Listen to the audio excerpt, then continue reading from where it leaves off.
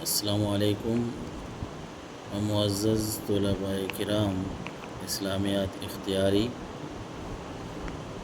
11ویں جماعت کے ساتھ ہم حاضر ہیں 27/7/2026 بروز پیر سوموار۔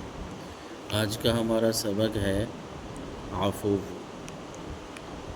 اپنا ہم پڑھ رہے ہیں باب دوم، دوسرا باب ہے اور اس کا سبق ہے عفو۔ سب سے پہلے لفظ ٹھیک کریں گے اردو کا۔ اردو والے سارے اس لفظ کو پڑھتے ہیں عفو عفو، جبکہ یہ لفظ ہے عفو عفو، یعنی واو کے اوپر ہم نے سٹاپ کر دینا ہے۔ اردو کا لفظ ہے، مثلا اردو میں اس طرح پڑھنا ہے، عفو نہیں پڑھنا، عفو۔ اور اسی طرح جس طرح اردو کے اور بھی لفظ کافی سارے ہم غلط پڑھتے ہیں۔ یہ عضو کو ہم عضو پڑھتے ہیں، عضو لفظ ہوتا ہے اردو میں، عضو حصے کو کہتے ہیں، جسم کے جو حصے ہوتے ہیں جس کی جمع آتی ہے اعضاء، کسی بھی جسم کے حصے کو عضو بولتے ہیں، واؤ کے اوپر سٹاپ کر کے رک کر عضو نہیں کہتے، یہ لفظ غلط ہوتا ہے۔ عضو کی جمع اعضاء آتی ہے، ہم نے پہلے پڑھی ہوئی ہے۔ تو بہرحال ایک تو لفظ ہم نے ٹھیک کرنا ہے، لفظ ہے عفو۔ اردو میں لکھا جاتا ہے عفو درگزر، عفو درگزر کرنا، عفو و درگزر، عفو درگزر نہیں پڑھنا، عفو درگزر کرنا۔ بہرحال یہ تو ایک گرامر کے حوالے سے تھا اردو کی بات۔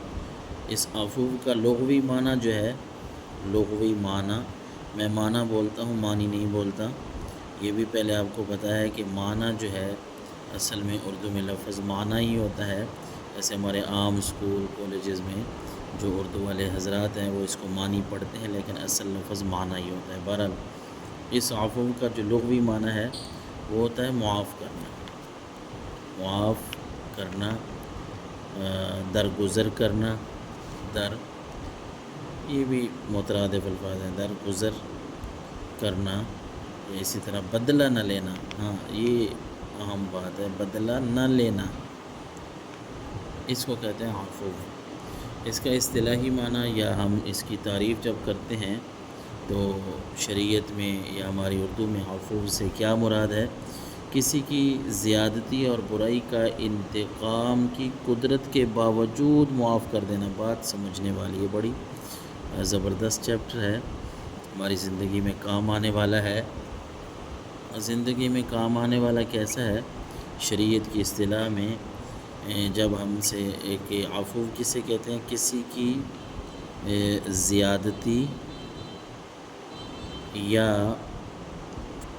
برائی کہہ لیں، برائی کا بدلہ نہ لینا، بدلہ نہ لینا، لیکن بہترین بات یہ ہے کہ طاقت ہوتے ہوئے بھی، میں سادہ لفظوں میں سمجھا رہا ہوں، طاقت ہوتے ہوئے بھی، مطلب کہ کسی نے ہمارے ساتھ زیادتی کی، کوئی برائی کی، ہمارے پاس اتنے طاقت ہے، ہم استطاعت رکھتے ہیں اس سے زیادتی کے بدلے زیادتی کرنا، برائی کے بدلے برائی کرنا، لیکن ہم یہ نہیں کرتے، ہم اس کو معاف کر دیتے ہیں، اسی کا نام عفو ہوتا ہے۔